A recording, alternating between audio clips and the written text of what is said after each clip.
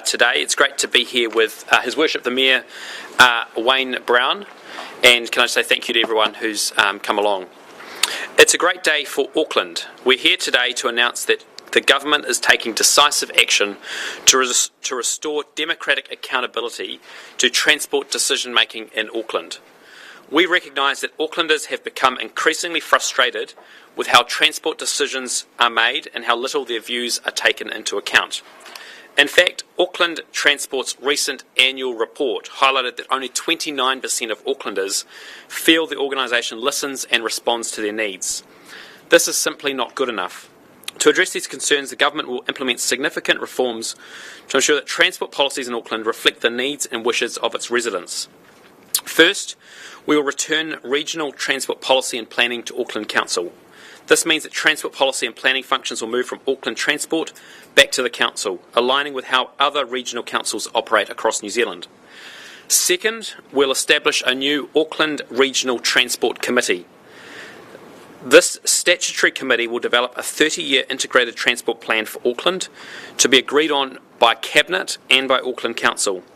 This will ensure long-term strategic alignment between local and central government. Third, we're designating Auckland Council as the road controlling authority. Decision-making will be shared between the governing body and local boards, giving power to local communities. Fourth, we'll empower Auckland Council to have control over its Transport Council-controlled organisation. The Council will retain a Transport CCO focused solely on delivering transport projects and services, and will have 6 months once legislation is passed to determine its specific functions. The existing transport governance model in Auckland is falling short of meeting the expectations of the government, Auckland Council, and more importantly, Aucklanders themselves.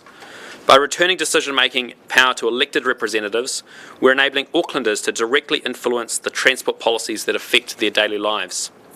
Under these reforms, Auckland's elected representatives will be responsible for key transport policy decisions such as approving the Regional Land Transport Plan and the Regional Public Transport Plan. If Aucklanders feel the transport system isn't working for them or disagree with the decisions made by their elected members, they can hold them accountable at the ballot box. Additionally, the government will devolve specific transport functions to local boards. This will give communities more say over transport issues such as parking policies, setting of speed limits, approval of interventions on roads like cycleways and pedestrian crossings. This change ensures that transport policies have democratic legitimacy and accountability, something that has been sorely lacking. The establishment of the Auckland Regional Transport Committee will further enhance strategic planning. The committee will develop a 30-year integrated transport plan considering the city's needs across roads, rail, public transport and freight. Long-term alignment between local and central government is critical to Auckland and New Zealand's success. The last national government started this work with the Auckland Transport Alignment Project, and now we will formalise it in legislation. At this point, I'd like to invite Auckland Mayor Wayne Brown to share his thoughts on these important reforms. Thank you, Minister. Auckland has elected me to take back control of Auckland Transport, and I'm fulfilling that promise with a good deal of help from the Coalition and Minister Brown. These changes will restore local democracy to Auckland by, number one, removing AT's independence, and two, giving back control to elected members. Let me be clear, the existing model is broken. But it's not the fault of individuals. The problem is a badly designed system and a legal framework that is not fit for purpose. I acknowledge the hard-working bus drivers, train and ferry crews who have been let down by the system too. We can now begin transitioning Auckland Transport to a CCO focused on delivering better transport for Aucklanders with direction from elected members.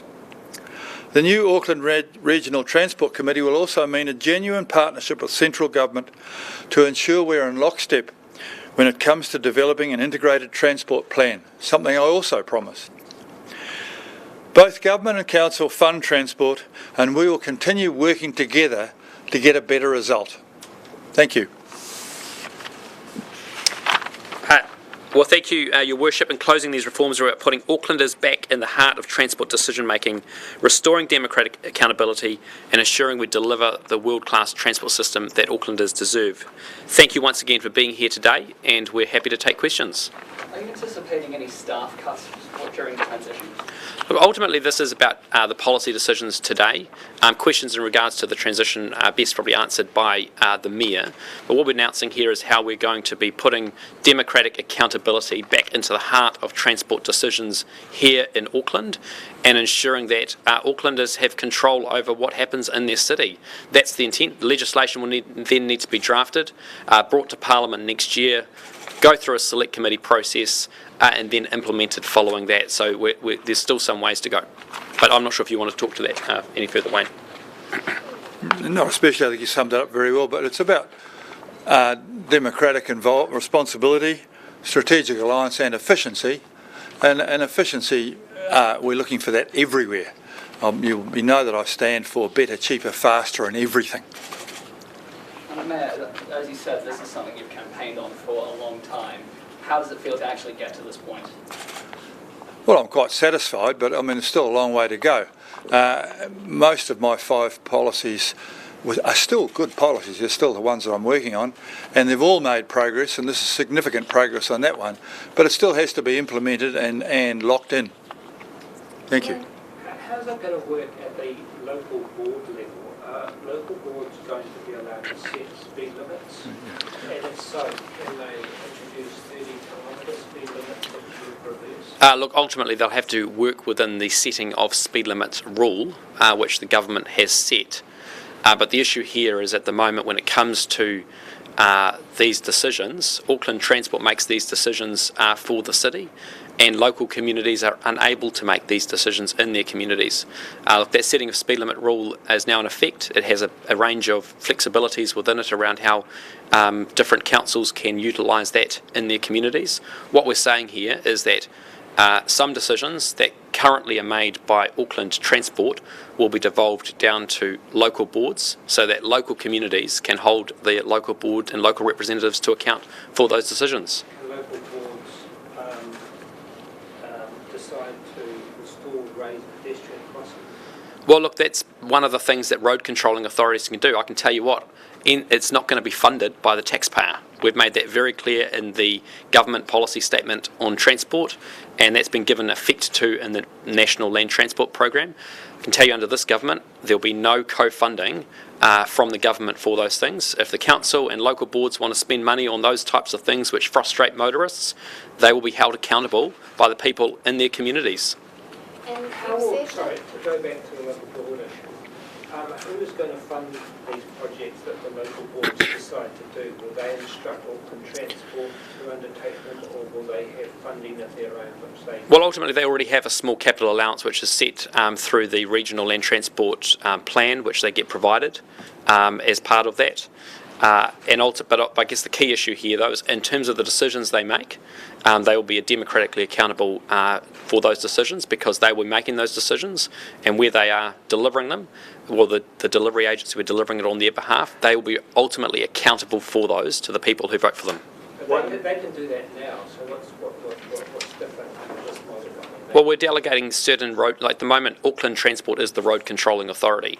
So anything that happens on the road corridor has to be made, those decisions have to be made by Auckland Transport. So yes, local boards can advocate for things, they can ask for things, they're not the decision-making body. Auckland Transport is. In a number of instances, what we're saying on local streets in their communities, they will become the decision-making body on those decisions. And you said that the Auckland Council will continue to have a transport CCO. Yes. It has 6 months to make a decision on what it will do. What do you imagine it will do? What do you expect its responsibilities will be? Well, its focus is going to be around actually delivering the infrastructure and the services that are needed. What we're taking away is the issues around policy and planning and strategy, and that's where I think many of those decisions have been frustrating Aucklanders, where they see an agency not reflecting their views. And you only have to go as far as their annual report, which shows that only 29% of Aucklanders actually think they listen to Aucklanders. And by providing those decisions to elected members to make those decisions, Aucklanders will be able to hold their elected members to account to ensure they are reflecting the views of Aucklanders. And so the elected members will make decisions and direct that new CCO? Correct. And so does that new CCO already have a name? Is it? Well, no, it'll be Auckland. No, so it'll be Auckland Transport will continue under this deal. It will continue, but it will be surgically changed in terms of significant parts of it will be removed, and it will be it will have a very clear mandate provided by the governing body, which will determine what its specific functions are that it will deliver upon. And with 6 months to decide on its statutory functions, what about the rest of the plan proposed here? When will that go into effect? So just to be really clear on the timeline. So we're announcing the policy decisions that Cabinet has made. That will then go into legislation, be drafted, taken to Parliament, go through a select committee process. Once that legislation is passed, at that point the 6-month period starts for the implementation. And is that the implementation also for the committee that's proposed here? Yes, so the statutory committee will be set up once the legislation is put into place. And do you have any concerns that the legislation will not pass, that there'll be some not support? Well, I can tell you what, the coalition government and the Cabinet has agreed, we are united in our view that change is needed in Auckland to deliver democratic accountability for decision making around transport, and we are going to deliver upon that. You were originally a little bit unsure about this months back. What changed your mind? How did you get onto this? Oh, look, I actually negotiate things with my coalition parties and with the mayor. I don't negotiate things in the media. And so we've been discussing this for some time and working this through, getting good advice from both the Council and from the Ministry of Transport. Cabinet now made some decisions, and here we are today announcing it and delivering upon it. We're fixing Auckland Transport. When did you advise Auckland Transport on the changes? I met with the CE and spoke to the Chair earlier today. So that they only learned about this? Yeah, well, Cabinet made decisions yesterday, and we're announcing them today. So is Cabinet going to have to sign up on the 30-year integrated plan? Correct. So the 30-year... Why is that? Because no, Cabinet doesn't sign up on any other regional land transport plan. So no, we won't be... So there's two different things here. One is a 30-year, effectively the Auckland Transport Alignment Project, but it's being legislated as an integrated transport plan. So the last national government put in place the Auckland Transport Alignment Project, which is about saying actually Auckland is critically important to New Zealand's economic outcomes, and we need to have far greater alignment between Auckland Council and the government. Cabinet signed off on ATAP when we were last in government. Cabinet will sign off on the integrated transport plan. But when it comes to the 10-year regional land transport plan, that is the Council's document, and the Council will approve the RLTP. When do you think the 30-year plan might be ready by? So you're talking about the legislation in place, next year. When do you envisage the earliest you might be able to come up with? Well, that will be determined once the legislation is put in place. But ultimately, my intention is to have that done and dusted to feed into GPS 27. And the National Land Transport Program from 27 to 2030. That's the critical timeline here, is to get this legislation changed, and then to put in place an integrated transport plan which will feed into the National Land Transport Plan for 2027 to 2030. What was the response from Auckland Transport when you met with them this morning? Oh, look, I don't go into conversations. Ultimately, I was informing them around the policy decisions. I think it was the right thing to do to inform them about what decisions Cabinet has agreed to ahead of announcing that publicly. A question for the Mayor. How do you feel this is going to impact your average Aucklander who gets a bus or a train or drives a car? Just a bit louder. Come this way, Wayne. How do you feel this change is going to impact your average Aucklander who catches a bus or a train or drives a car? I think it'll be quite positive. I mean, one of the things that will absolutely remain with AT is passenger transport delivery, but they'll be focusing on it rather than just a plethora of other things which they perhaps the council should be doing. Delivery is one of the most important things for them, and I think that it will only be better. In fact, there's not much room to get worse, to be honest, but. You said in the past that you wanted to get Wellington out of Auckland. Is this inviting them back in? No. The thing is that transport is funded in most cases jointly by the council and by the government. So we've now got the government via the Minister of Auckland sitting down and discussing things here with us. So in fact it is doing what I want to do, and the government is recognising that most of their voters are here as well. So it's a very sensible thing, and I've enjoyed working with the Minister because this is something that we've both been working for. It shouldn't come as a surprise to anybody, really. This has been something that I've laid out for 2 years, and it's a step along a journey to provide better services to Aucklanders that reflect better what the Aucklanders want. You talk about how AT is a broken system. Is this the fix that you were hoping for? Pretty much. I think we've got quite a bit to work through here, but to have a AT focusing on running the buses and doing and the trains and doing the ferries is exactly what they should be doing.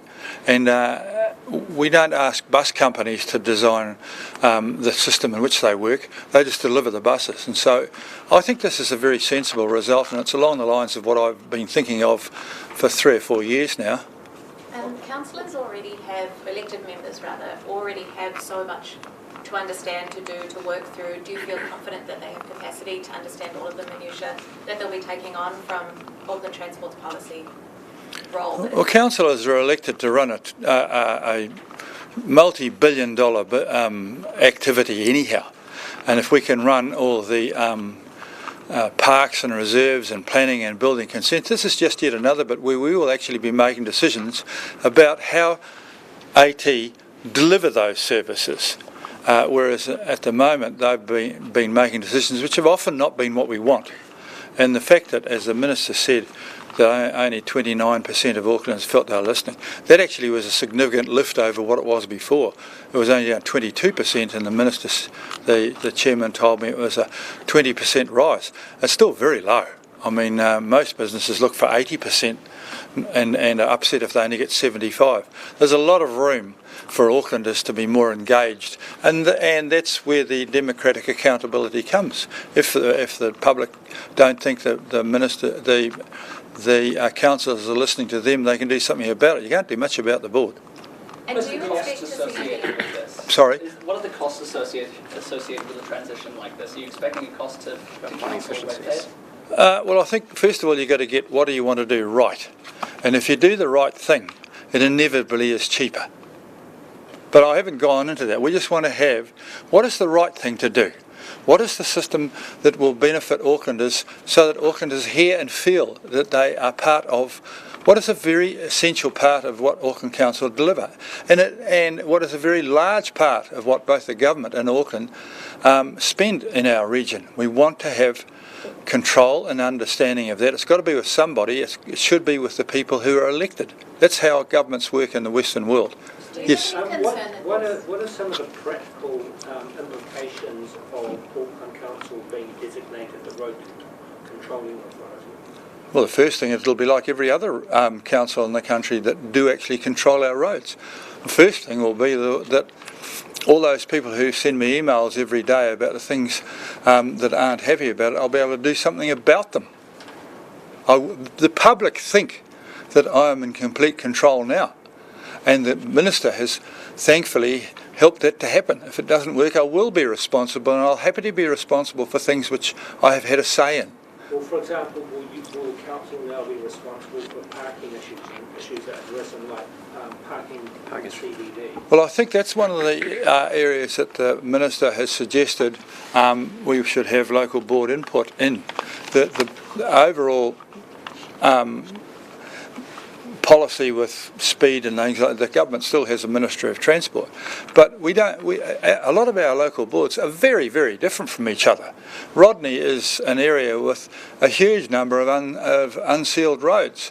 The city has a problem with multiple demands on parking. It makes no sense that we have decision making at the centre.